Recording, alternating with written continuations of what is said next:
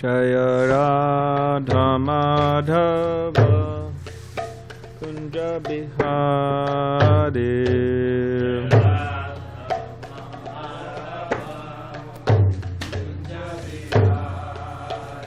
Jaya Radha Madhava Kunja Bihari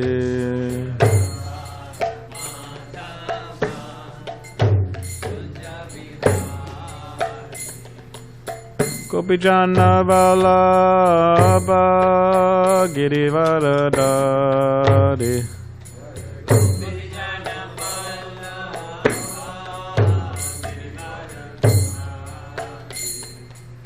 Gopijana Vallabha Girivaradari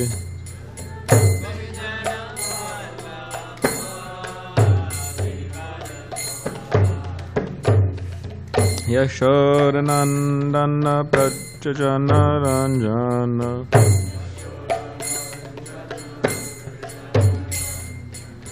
Yashodanandana Prajajana Ranjana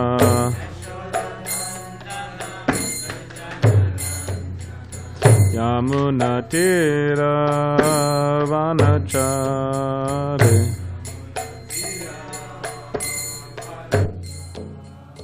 Yamuna Tira Vanachari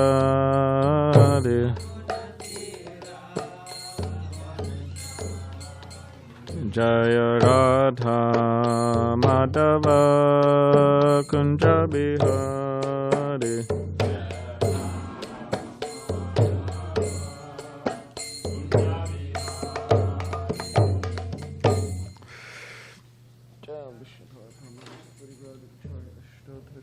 Shrimad Divine Grace, HG Bhakti Vedanta Swami Srila Prabhupada Ki Jai Jayam Vishnupad Paramahamsa Parivrajacharya Ashtotra Shatashi Shrimad Divine Grace Srila Bhakti Siddhanta Saraswati Thakur Prabhupada Ki Jai Ananta Koti Vaishnav Vrinda Ki Jai Namacharya Srila Haridas Thakur Ki Jai Prem Sikaho Shri Krishna Chaitanya Prabhu Nityananda Shri Advaita Gadadhar Shivasari Gaura Bhakta Vrinda Ki Jai Shri Shri Radha Krishna Gopa Gopinath Shama Kund Radha Kund Giri Govardhan Ki Jai Vrindavan Ki Jai Navadvip Dham Ki Jai Ganga Yamuna Mai Ki Jai Tulsi Maharani Ki Jai Bhakti Devi Ki Jai Samaveta Bhakta Vrinda Ki Jai. All glories to the simple devotees. All glories to the simple devotees. All glories to the simple devotees. All glories to Shri Guru and Shri Gauranga.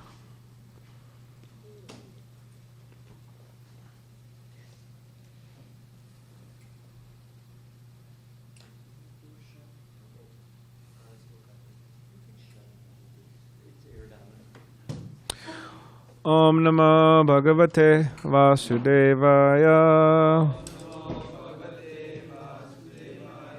Om Namo Bhagavate Vasudevaya Om Namo Bhagavate Vasudevaya. So this morning we were reading from the Srimad Bhagavatam, 5th canto of the Creative Impetus, chapter 7, new chapter. So I'll just start with chapter summary. So chapter 7 is entitled Activities of King Bharat.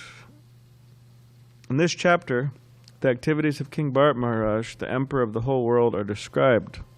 Bharat Maharaj performed various ritualistic ceremonies, Vedic yagyas, and satisfied the Supreme Lord by his different modes of worship. In due course of time, he left home and resided in Hardwar and passed his days in devotional activities. Being ordered by his father, Lord Rishabhadev, Bharat Maharaj married Panchajani, the daughter of Vishwarup. After this, he ruled the whole world peacefully. Formerly, this planet was known as Ajanaba, and after the reign of Bharat Maharaj, it became known as Bharatvarsha. Bharat Maharaj begot 5 sons in the womb of Panchajani, and he named the sons Sumati, Rashtrabrita, Sudarshan, Avarana, and Dhumraketu. Bharat Maharaj was very rigid in executing religious principles, and he followed in the footsteps of his father. He therefore ruled the citizens very successfully. Because he performed various yagas to satisfy the Supreme Lord, he was personally very satisfied. Being of undisturbed mind, he increased his devotional activities unto Lord Vasudeva. Bharat Maharaj was competent in understanding the principles of saintly persons like Narada, and he followed the footsteps of the sages. He also kept Lord Vasudeva constantly within his heart. After finishing his kingly duties, he divided his kingdom among his 5 sons. He then left home and went to the place of Pulaha, known as Pulaha Ashram. There he ate forest vegetables and fruits and worshipped Lord Vasudeva with everything available. Thus he increased his devotion towards Vasudeva. And he automatically began to realize further his transcendental blissful life. Due to his highly advanced spiritual position, there were sometimes visible in his body the ashta sattvika transformations, such as ecstatic crying and bodily trembling, which are symptoms of love of Godhead. It is understood that Maharaj Bharat worshipped the Supreme Lord with the mantras mentioned in the Rig Veda, generally known as Gayatri Mantra, which aim at the Supreme Narayan situated within the sun.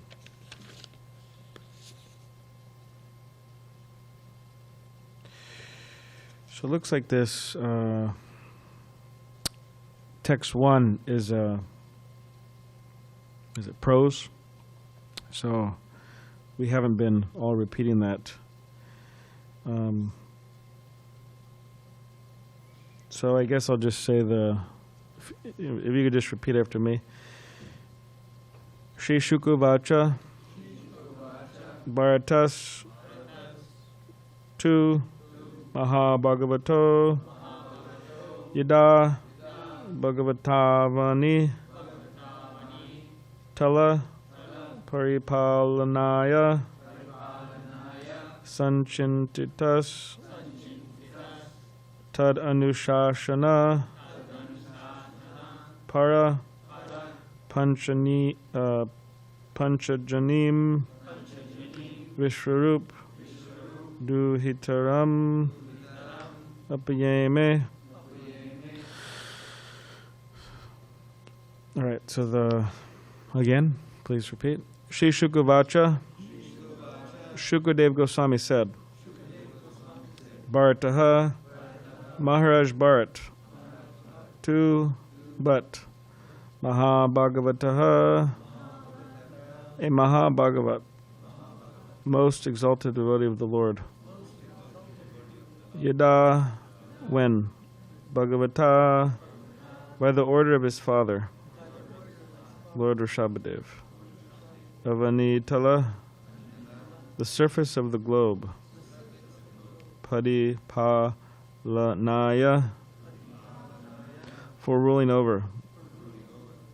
Sanchintitaha, made up his mind. Tat Anushashana Paraha, engaged in governing the globe. Panchajani, Vishwarup Duhitaram, the daughter of Vishwarup. Upayeme, married. Translation, commentary by His Divine Grace, A.C. Bhaktivedanta Swami Prabhupada. Shukadev Goswami continued, speaking to Maharaj Parikshit, my dear king, Bharat Maharaj was a topmost devotee, following the orders of his father, who had already decided to install him on the throne. He began to rule the earth accordingly. When Bharat Maharaj ruled the entire globe, he followed the orders of his father and married Panchajani, the daughter of Vishwarup. I'll just read a few more. Just as the false ego creates the subtle sense objects, Maharaj Bharat created 5 sons in the womb of Panchajani, his wife. These sons were named Sumati, Rashtrabrita, Sudarshan, Avarana, and Dhumraketu. Formerly, this planet was known as Ajanaba Varsha, but since Maharaj Bharat's reign, it has become known as Bharat Varsha. Purport. This planet was formerly known as Ajanaba because of the reign of King Nabi. After Bharat Maharaj ruled the planet, it became celebrated as Bharat Varsha. Maharaj Bharat was a very learned and experienced king on this earth. He perfectly ruled the citizens, being himself engaged in his own respective duties. Maharaj Bharat was as affectionate to the citizens as his father and grandfather had been. Keeping them engaged in their occupational duties, he ruled the earth. Purport. It is most important that the chief executive rule the citizens by keeping them fully engaged in their respective occupational duties. Some of the citizens were Brahmins, some were Kshatriyas, and some were Vaishyas and Shudras. It is the duty of the government to see that the citizens act according to these material divisions for their spiritual advancement. No one should remain unemployed or unoccupied in any way. One must work as a Brahmin, Kshatriya, Vaishya, or Shudra on the material path, and on the spiritual path, everyone should act as a brahmachari, grihastha, vanaprastha, or sannyasi. Although formerly the government was a monarchy, all the kings were very affectionate toward the citizens, and thus they strictly kept them engaged to their respective duties. Therefore, society was very smoothly conducted. Om Jnanatimidandasya Kananjana Shalakaya Chakshulanmavitamena Tasmai Shri Gurave Namaha Mukam Karitavachalam Pangam Langayate Girim Yakripatamaham Vande Shri Gurun Dinataranam Vancha Kapatribhishta Kripa Sindhu Bevacha Patitanam Pavanibhyo Vaishnavibhyo Namo Namaha Jai Shri Krishna Chaitanya Prabhu Nityananda Shri Advaita Gadadhar Shivasari Gaur Bhaktivinoda Hare Krishna Hare Rama, Hare Rama, Rama Hare Hare.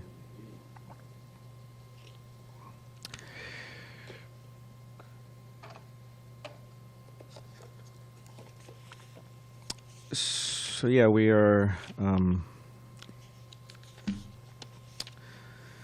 venturing into the very beautiful section of the Srimad Bhagavatam, the pastimes, activities of Bharat Maharaj, which, yeah, it's like, transitioning, because we just were discussing and meditating on Lord Rishabhadev, his instructions, his activities. So now, yeah, this is a transition point. So we're transitioning to King Bharat, who is one of Rishabhadev's sons. Lord Rishabhadev had a lot of sons. How many sons did he have? 100 sons, right? So out of all those sons, Lord Rishabhadev, he enthroned Bharat Maharaj, right? So 99 sons weren't enthroned as the king, the ruler of the planet. And that was mentioned in the previous chapter, or maybe not previous chapter, but the one before that, it's not that the 99 sons of Rishabhadev who were not enthroned as the king, because in those times, right, there's only one king. It's not that they're all kings. It's not that those 99 sons were envious. Oh, why is he the king? Why didn't my father enthrone me? They weren't angry with Bharat Maharaj, nor were they jealous, nor were they angry. And to the contrary, Rishabhadev was informing his sons, the other 99, that you should serve Bharat Maharaj. You have to serve him. So this is a great lesson for us, that whether we're in this position, that position, we shouldn't be envious or jealous or anything like that about someone being in a particular position. But we should just be happy in our own position, right? Because ultimately, if we're in harmony, right, with Krishna, then that's where we're meant to be. So why be upset about it? Why be angry about it? So anyways, here it's starting to describe, Shukadev Goswami is starting to describe Bharat Maharaj, how he was topmost devotee, king, and how he ruled the world perfectly. And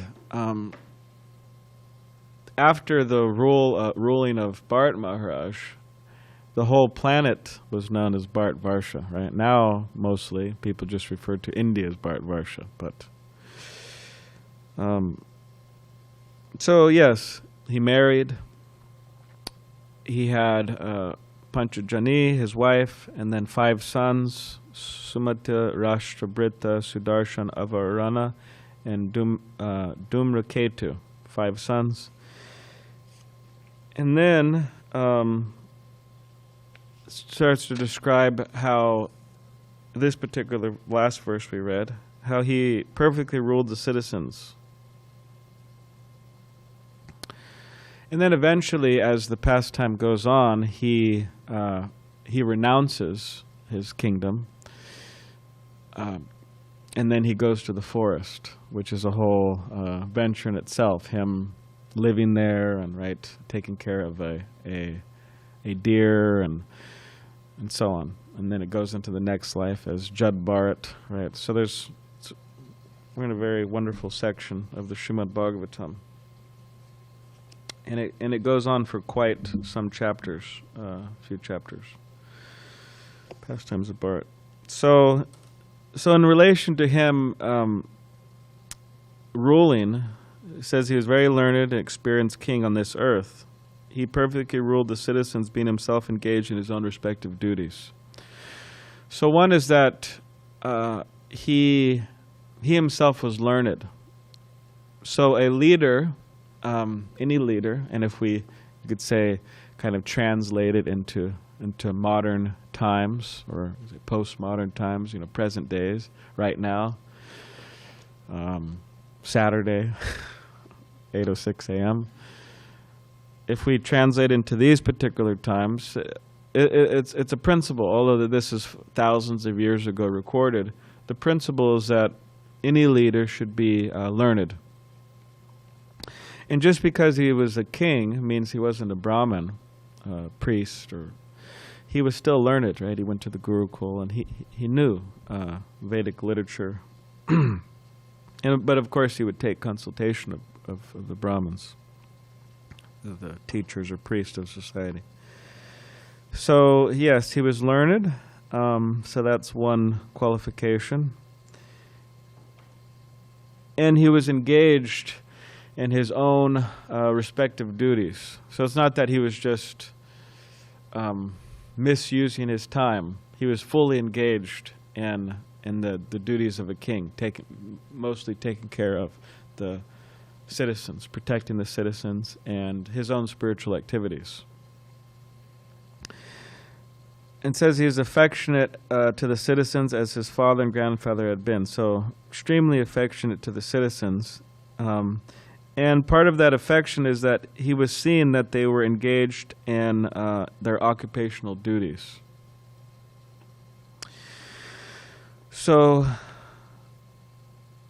and then Srila Prabhupada explains in the purport that there's different duties that we have depending on our particular situation.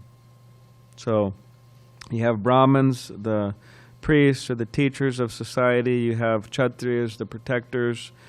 You have Vaishyas, the farmers, protecting cows, right?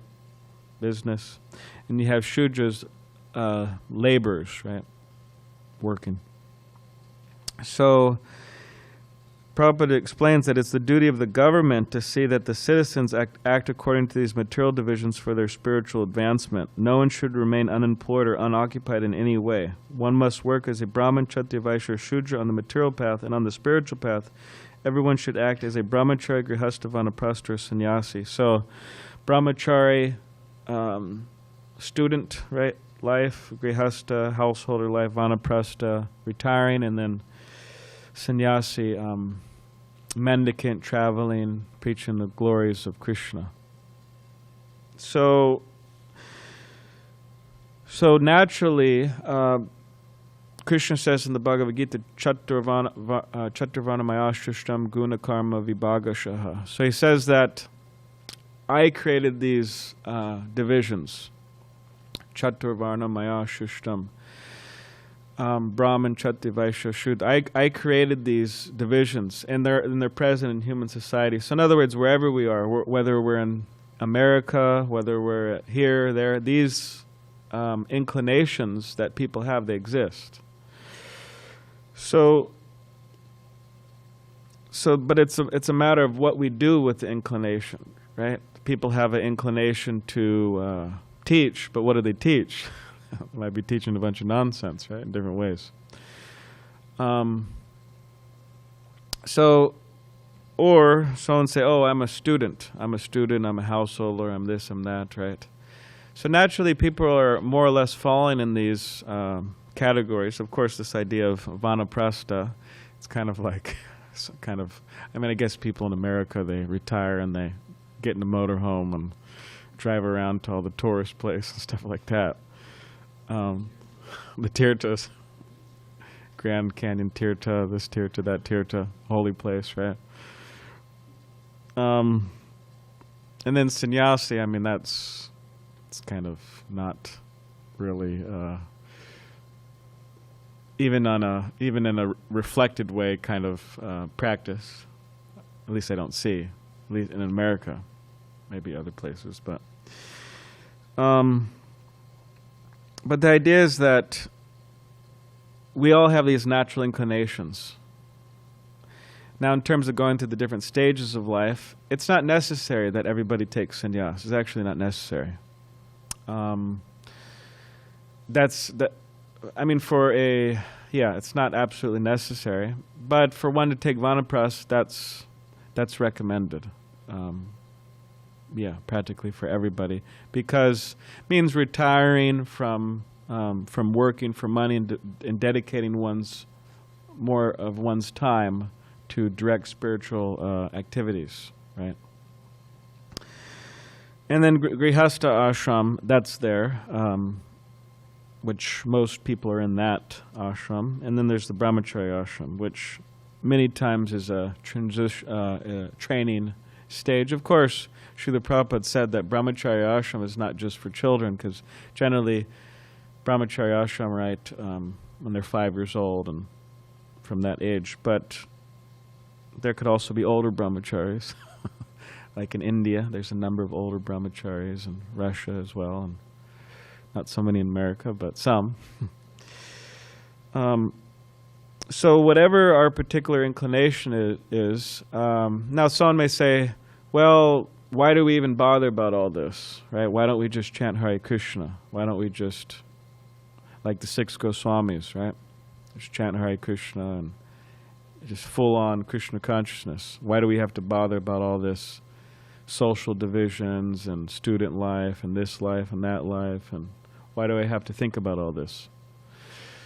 Well, because, of course, ultimately, Jiva Swarupa Krishna and Nityadas, we're eternal servants of Krishna, and we're not actually any of these things. Like Chaitanya Mahaprabhu says, I'm not a Brahman, I'm not a Kshatriya, I'm not a Vaishya, I'm not a Shudra, I'm not a Sannyasi, I'm not any of these things, I'm an eternal servant of Krishna. So then someone may ask, well, why don't we just focus on that? Why do we have to focus on all these other things?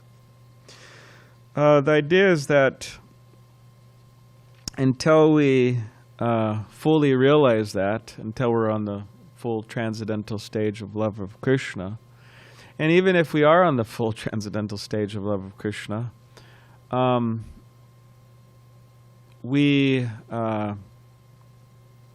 like Srila Prabhupada, he didn't have to act like, you could say in the role of a sannyasi, which is in the varnashrama system, ultimately. But Srila Prabhupada did that to set an example and to also, to spread the Hare Krishna movement. So Bhaktisiddhanta Saraswati Thakur, Srila Bhaktivinoda Thakur, they were very interested, and Srila Prabhupada were very interested in organizing society very systematically.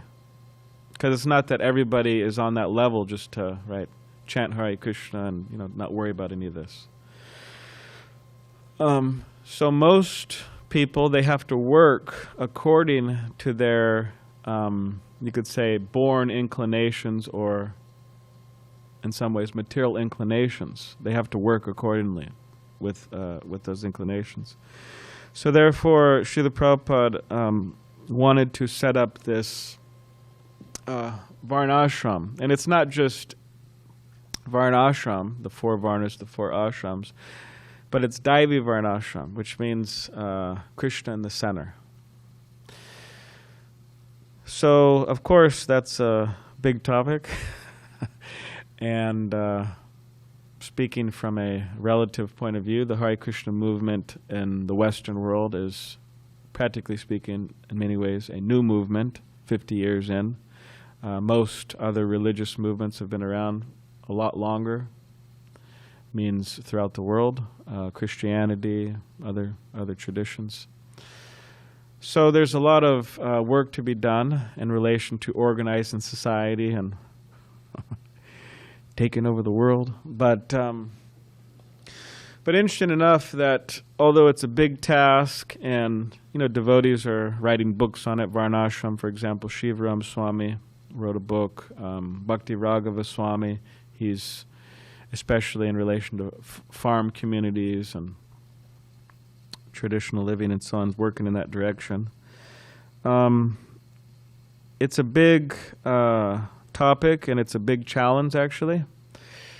And of course, we, as means the International Society for Krishna Consciousness, there's been some progress, but of course, there's still a lot of work to do. But despite all that, sometimes we may wonder how much progress we're actually making as a movement. And of course, it depends how we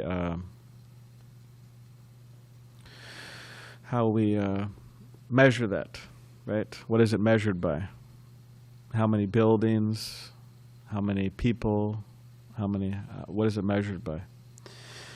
How many people are initiated? So, but at least in terms of how many temples have manifested, how many people are chanting Hare Krishna, how many people are practicing throughout the world, we see that in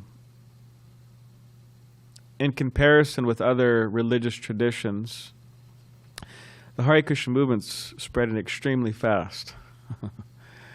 If you look at Christianity, if you look at so many other traditions, it's spreading really fast in the scope of things, considering the scope of things. So then the question is, okay, well, what is our role in that, right? The spreading of Krishna consciousness, and that depends, right? What's our role? Well, what's our inclinations? Are we a Brahmin? Are we a Kshatriya? Right? Or Vaishya, Shudra. So depending on those inclinations, we can make our contribution. So to find out what our inclinations are, it's important, ultimately. And we shouldn't think that, oh, well, I'm actually a Vaishya, right? But there's not so much prestige in being a Vaishya, right? I'm just out there with my, out in the farm with my dirty hands, my jeans on, and, I'm not, giving a big class with thousands of people in the audience, and that's where the real prestige is, so let me try to do that. But Srila Prabhupada was very pleased with farmers, devotees, farmers. Prabhupada was very happy. He wanted that. Or someone would think, oh, well, I'm actually like heavily inclined to build things, right?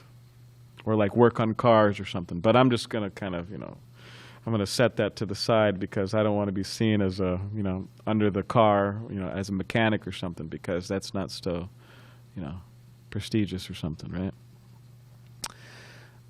But that's also not proper. I mean, one of the most glorified devotees in the International Society for Krishna Consciousness, who was that? That was Jayananda Prabhu. And devotees would say that they would see him often under a car fixing the Sankirtan vans and so on. So we shouldn't be, or if someone's a Brahmin or someone has some inclination like that and they try to do something else, right? Oh, well, I don't want to, So the idea is that whatever the inclination is, we should just engage it. And also same with brahmachari, same with sannyasi. I mean, if someone's meant to be a sannyasi, they should just accept it and be a sannyasi, right? If someone is meant to be a grihastha, they should just accept it. Not that, oh, okay, well, I have to be a brahmachari.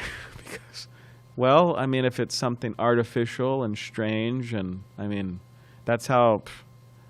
frankly, that's how weird things, that's how people get in trouble. I mean, like there was this man I remember years ago. He wasn't a brahmachari. I mean, he thought himself a brahmachari, but he was really a brahmachari. He was a bachelor. But he would kind of boast as being a brahmachari. And everybody knew he wasn't a brahmachari, and he was just a bachelor, and he was getting older, and all the devotees were telling him, "Hey, you should get married. You should get married." And he said, "No, I'm a strict, brahmachari, this and that." And then fast forward, I mean, he should have just, found himself a wife and got married and be peaceful. But fast forward, he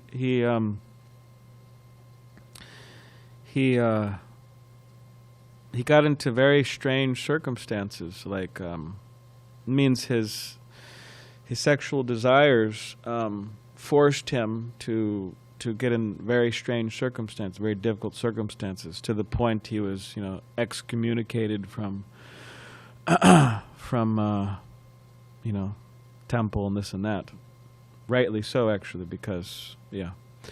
But the idea is that if he would have just listened and not tried to do things artificially, there would have been a better chance. He would have been in a more, sound state, right? So in other words, there's natural inclinations, and there's also natural stages we go through, right? Student life, householder life, vanaprastha. So when we're getting older and we're like, it's kind of time for vanaprastha stage, and we're like, no, I don't want to do vanaprastha stage. Back off, like, just accept it. Same with devotees who will take sannyas. They should just accept it, that this is the time.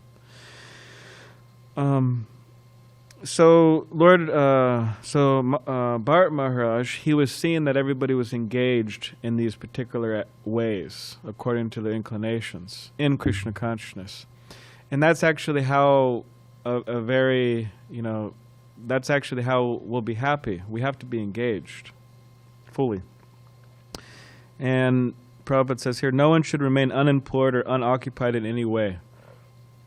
So they say, right, the devil's, what is it? No, the idle mind is the devil's workshop. Yeah. So in other words, all of these devilish ideas and just ourselves getting into trouble, that all comes from being unoccupied, unemployed, right? We're unoccupied, we're unemployed, and then it's like opening the doors to the Maya, right? Opening the doors fully. Oh, here I am. Just please engage me, right? So we should be occupied, employed in Krishna consciousness according to our inclination. Of course, those living in the temple, it's like they sometimes there's many things that are going on in the temple, and like for example, let's say there's no one to decorate, right? There's no one to decorate, and then the temple commander goes up to somebody. Hey, Bhakti Jim, we need some help decorating. You say, no, Prabhu, sorry. That's not my inclination. I can't do that. No. All right, Bhakti Jim, well, all right, fine. Let's try to work together. All right, how about you wash some pots? No. That's not my inclination, Prabhu, sorry.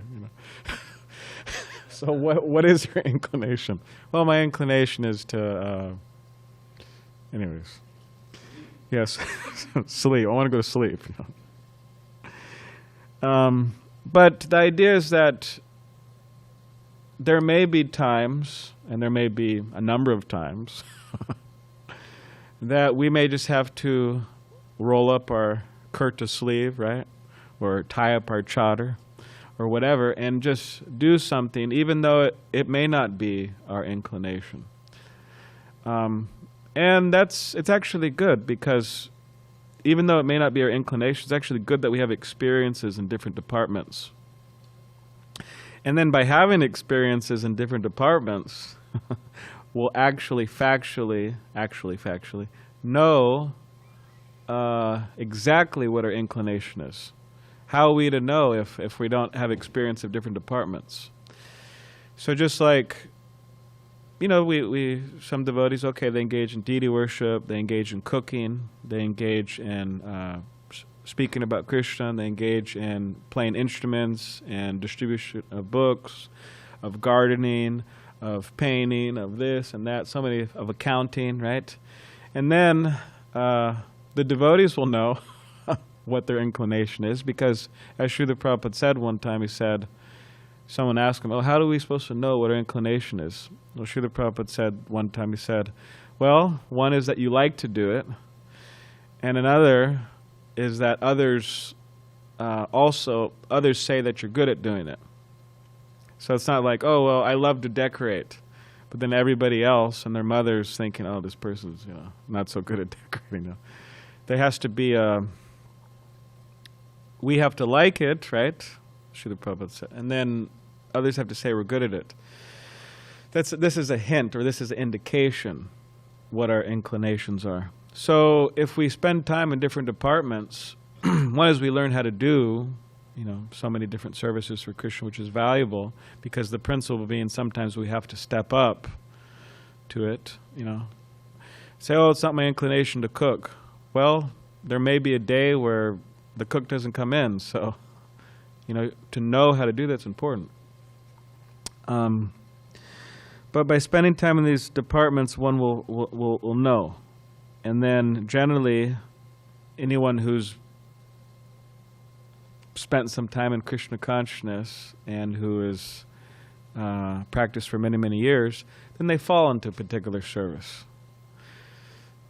Okay, well, their main service is a pujari, right? Dressing the deities. Or their main service is book distribution. Or their main service is cleaning the floor, right? They're really good cleaners. Some people are really good cleaners, and some people aren't, actually.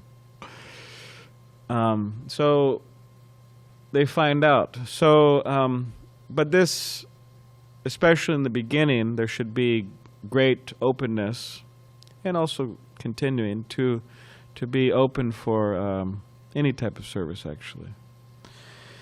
So, anyways, we'll stop there. Does anybody... Yes? Well, just a footnote. You said, this thing is so loud. You said that he wasn't the brahmachari, he was a bachelor. Yes. How would you define the difference between a brahmachari and a bachelor? Okay. Well, I guess, there's so many definitions, right, of a bachelor, because I had a one conversation with the devotee, and this devotee was mentioning to me that we kind of had a disagreement, and we were going back and forth. But then eventually, at the end of the conversation, we realized it was just the terminology. In his mind, a bachelor meant something. In my mind, a bachelor meant something else. But because there was one devotee in America, it was brahmachari, and he was living outside the temple, and I was just, and also he was working, for a little money to, I think, whatever, support his I don't know, mother or father, something like that. So then I was just making the point that yeah, and in general, if someone wants to claim to be a brahmachari, then the best is to live in the temple, and not work for money and things like that. So we were going back and forth, and then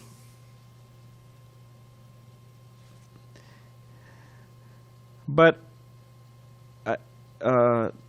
specifically when I was referring to bachelor, I was just referring to someone who was living outside the temple and was irresponsible and just kind of not wanting to take responsibility and just artificially living like that, a single man, right? In other words, if specifically talking about the person I brought up in class as a bachelor, he was a bachelor, means he wasn't living a responsible life, and everybody thought that he should get married besides himself. Whereas, so that's like a bachelor, you could say, a person who is not taking responsibility, spiritually or materially. Whereas a brahmachari, because someone may say, oh, well, the brahmacharis are just like a bunch of bachelors, right, at the temple, having fun, having a good time, joint mess, transcendental hotel, right? All right, we got three, what is it?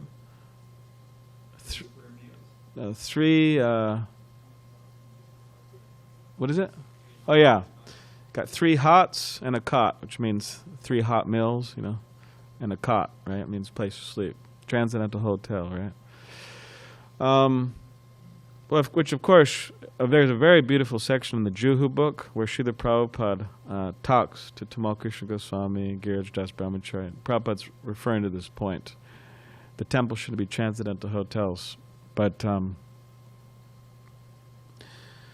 so yeah, the brahmachari ashram, it's not like a, bachelor pad or something, a life of irresponsibility, but it's meant to be a life where we take on spiritual responsibilities, right? Services to Krishna, services to the devotees, or the spiritual master. We're a training ground, right? We're becoming educated in Srimad Bhagavatam, austerity, right? These different things.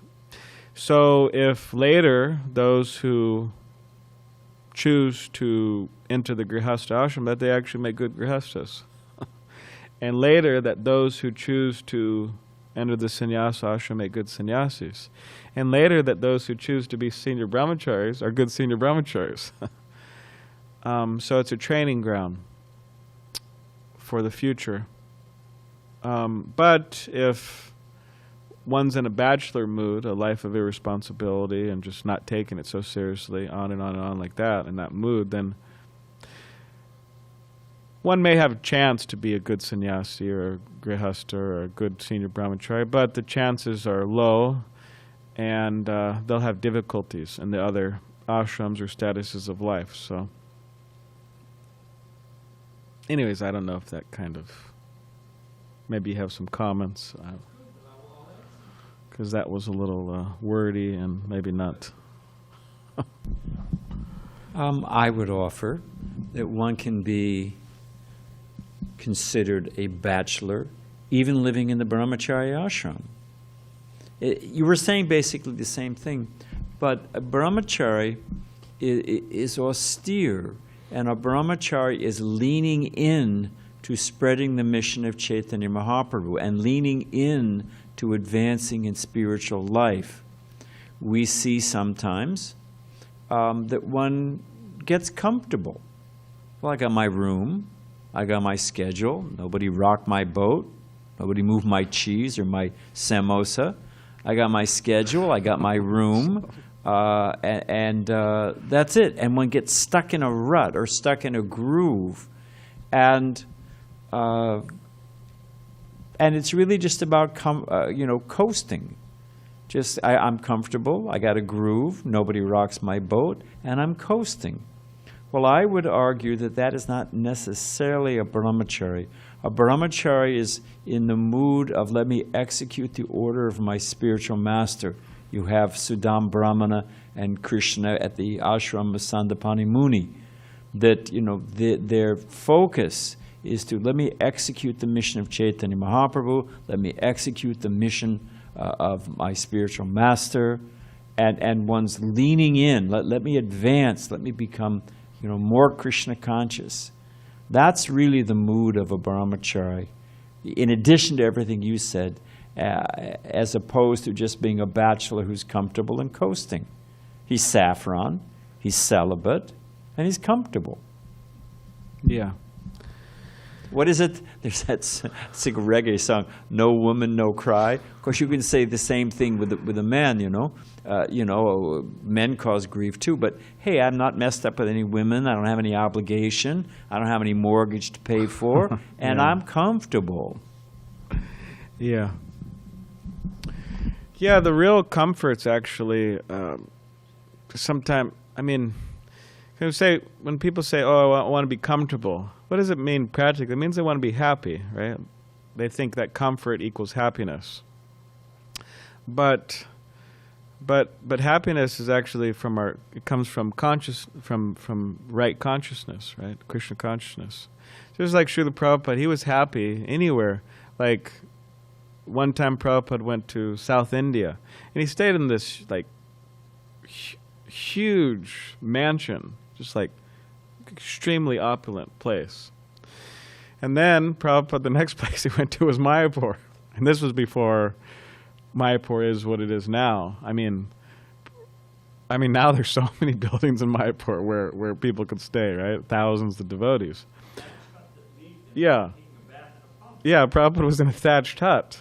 And then Tamal Krishna Goswami said, oh, shit, because he was with them. He was there in South India, and he saw where Prabhupada was, and then he was in this thatched hut and mud thatched hut, and Tamal Krishna was, oh, Prabhupada, I'm so sorry. You have to sit in this situation, and we want to build you a nice place. And Prabhupada said, no, he said, I actually prefer this.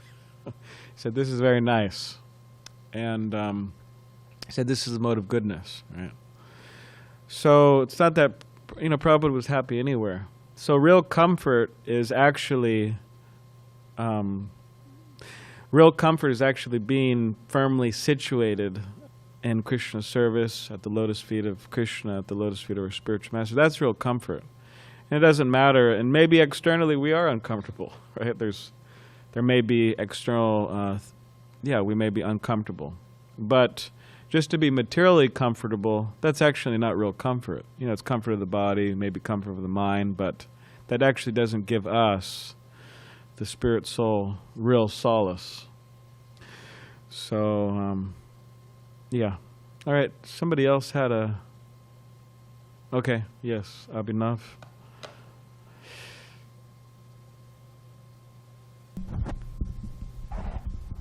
Thank you. So in the beginning of the lecture, you mentioned that Bharat Maharaj used to recite Gayatri Mantra as service to Krishna. So can you explain a little bit more about that, like how Gayatri Mantra, like what's the mood of that, and like how that's used? All right. Well, you're taking the ISKCON disciple course, so maybe eventually you'll be first initiated, and then after some time you'll get second initiated, right? They'll give you a thread. And then you'll be given the Gayatri mantras, in which you'll be able to fully meditate on Gayatri in a absolute authorized way.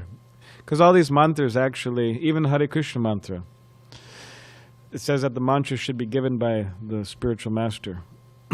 So yeah, there is Gayatri mantras where devotees chant. There's different Gayatri mantras, but Srila Prabhupada does mention it in the Chaitanya Charitamrita. He writes it there, the Gayatri mantras. And without getting into all the details, because it's supposed to be kind of secretive, it is, actually. And even if somebody does know about it, the full efficacy of it doesn't take place without it being given by the Guru. But the Gayatri mantras that we chant, they're meditating on the spiritual master, right?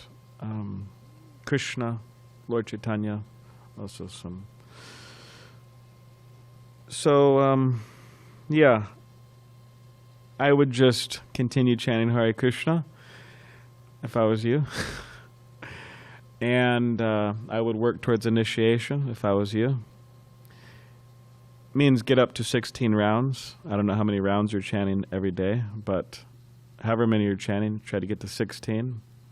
If I could do it, you could do it, right? You were born in Varsha. I was born in California. Oh, really? Oh, you grew up in India. All right. Well, you grew up in India, so I grew up here in California. So yeah, if I could do it, you could do it. And you get first initiated, then eventually you get second, and then the full Gayatri, all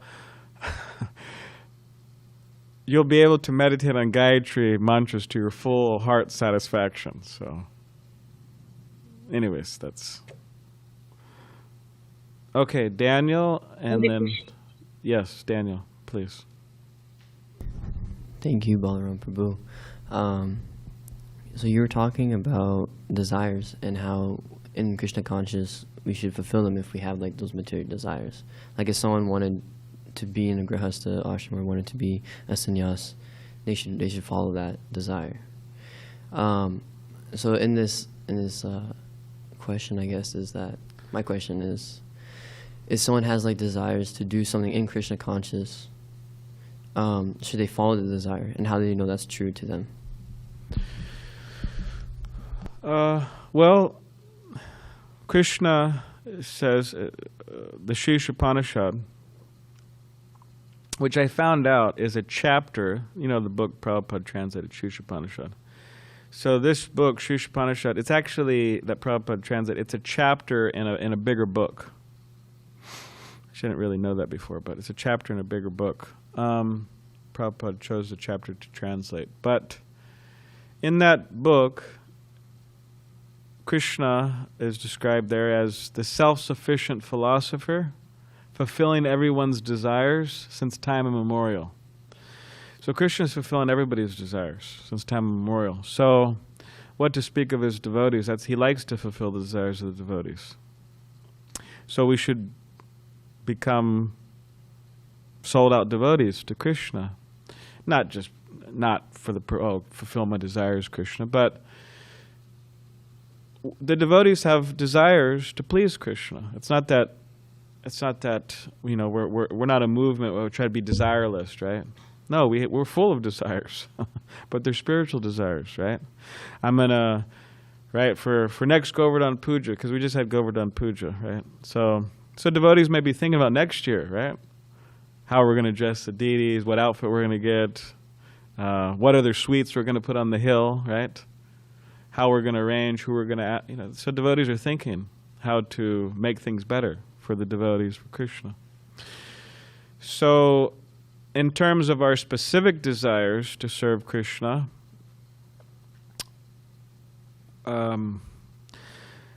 those are welcome and good, provided it's just done in a responsible way under the consultation of one's Shiksha Gurus and Diksha Guru, senior devotees.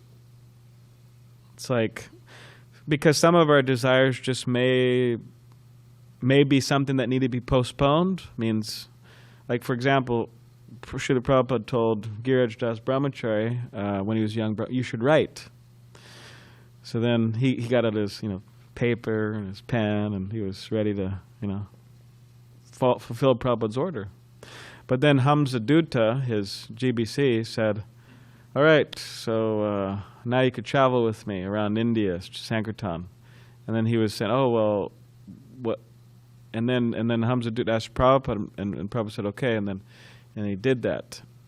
He traveled. So, or also Shamasundar Prabhu, which his new book came out. It's coming out in November. It should be here on the doorstep any day, hopefully.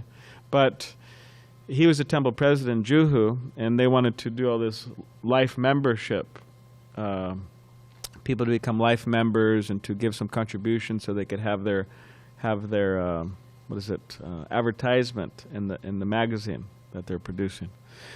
So then again, Girijas Brahmaji, he was ready to write because Prabhupada told him to do that. And then Shamasundar said, oh, you could write any time, but now you should take this opportunity to do this. You know.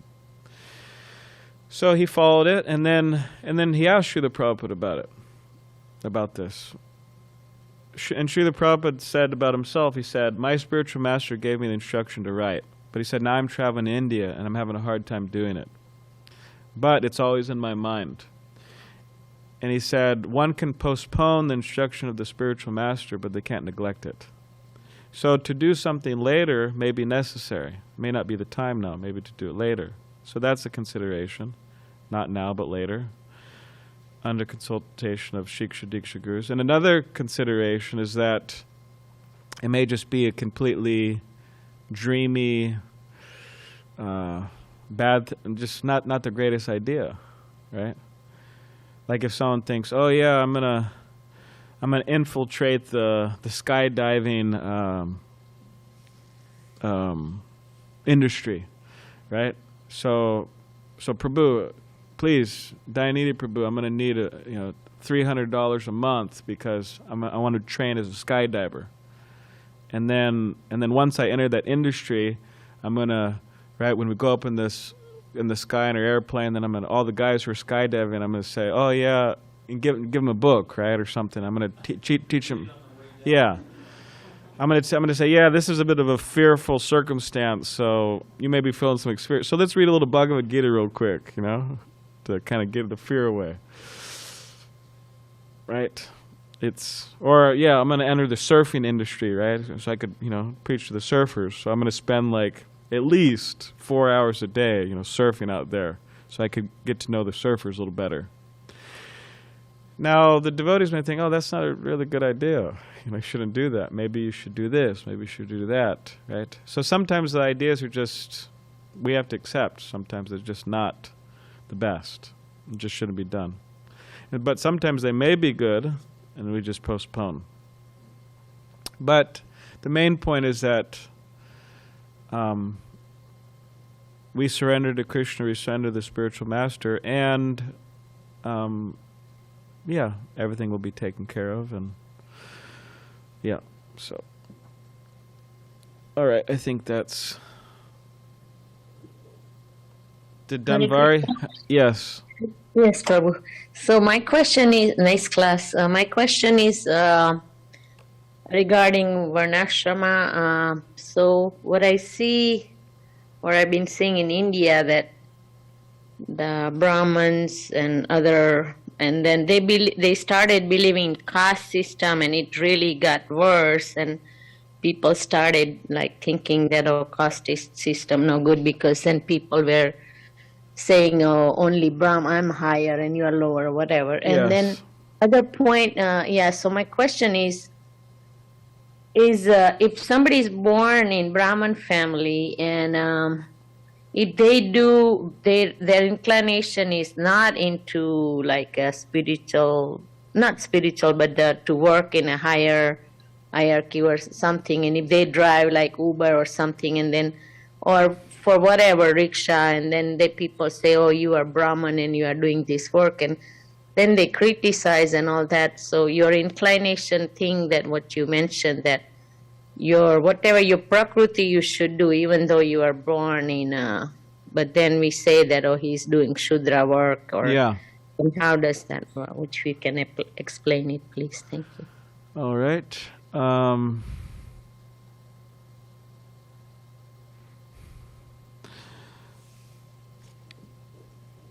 well, let's see if I could try to. Yeah. So, yeah, we have inclination. I mean, if we're born in a Brahmin family, that doesn't mean necessarily.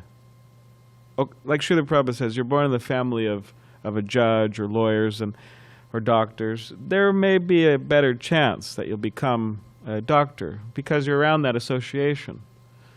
Right? They're talking about it. They're trying to train you up in that way. But it doesn't necessarily mean, or especially not automatically, you don't have the qualifications. So by training. So our conception is that anyone, even if they're not born in a Suchi family or a clean Brahmin family, can become Brahmins by training. Now, of course, it's easier, actually, if one is actually born in a Brahmin family because they have that from the very beginning. It's not that they have a bunch of training of non-Brahmin, life. So, yeah, the caste system has been completely corrupted, and people think of it as abusive, especially people throughout the world looking at India. And, yeah, it has become corrupted and abusive. Just like monarchy system, we're talking about Bharat Maharaj here. People think of monarchy, oh, that's just terrible, right? Because all the horrible kings and, communist, whatever, all this terrible things going on in the name of ruling people. But the system, it's actually a Vedic system to have kings and also these different orders of life and so on. So they're not, naturally they're pure, but they just become contaminated. Now, in terms of somebody having the inclinations of a Brahmin and engage in other activities, yeah, that may be difficult. Because someone's a Brahmin and, yeah, like you said, they're driving Uber. I mean, I guess you could try to teach, right, while you're teach your teach your the people you're driving around, right? You want to hear something really nice I just read? Or they're like, no, not really. Just take me to the bar, man. Because you need a receptive audience, too. But so it could be tough. I mean, when we think of Brahmins, devotees think about Dharma Seta Prabhu, right? That's one of Brahmin. And anyways, he was telling me how he had a few jobs which were not... not Brahminical jobs. Of course, now he's mostly doing his puja and everything, but so that could be tough because to put somebody who's not a farmer, like I remember hearing about Sadhuputa Prabhu, right? Put him out there with a shovel, and he's just, he's a genius, and he's a Brahmin, So put him out there with the shovel, and he's just like, thinking about, pausing and thinking about things and. Or to put somebody who's like a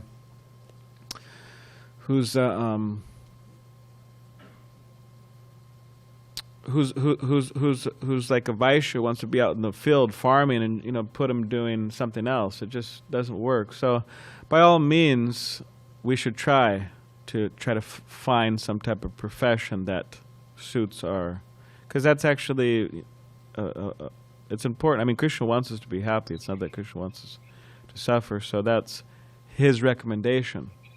It's Krishna's recommendation. Try to find a profession that suits your nature rather than otherwise. All right, that's all I have to say. Thank you so much, Hare Krishna Prabhu. And I like the point you said. One devotee I met in San Francisco, she is riding Uber and she had full of books, ISKCON books and Gitas and everything she was distributing while she was riding and driving. And in America we have to do any kind of work. There is no choice, and Prabhupada says everybody is born Shudra in Kali Yuga. So I sometimes think about that. So thank you so much. Hare Krishna. Okay, thank you. Hare Krishna. Grantaraj Srimad Bhagavatam ki jai.